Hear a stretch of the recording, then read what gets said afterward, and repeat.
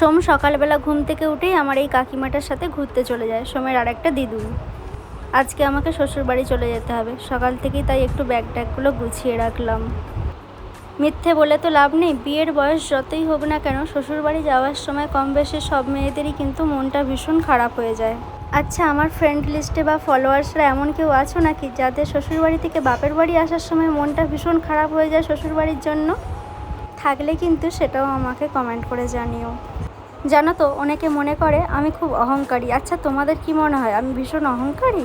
এমন অনেককেই দেখেছি তাদের ফ্রেন্ড লিস্টে অলরেডি আমি আছি, কিন্তু একটু ফলোয়ার্স বেশি হয়ে গেছে বলে তারা আর কোনো পোস্টেই লাইক করে না, কমেন্ট করে না। ভগবানের কৃপায় আর তোমাদের ভালোবাসায় আমারও একটু ভিউজ হয়েছে, একটু ফলোয়ার্স বেড়েছে। তাই বলে দীর্ঘ পরিচিত আমার ফ্রেন্ডে যারা রয়েছে, অনেক দিন থেকে আমাকে ভালোবাসছো, যারা আমাকে চেনো, তাদেরকে কিন্তু এখনও আমি লাইক করি। তাদের কোনো কন্টেন্ট ভালো লাগলে আমি কিন্তু কমেন্ট করি, এমনকি মেসেঞ্জারেও কথা বলি।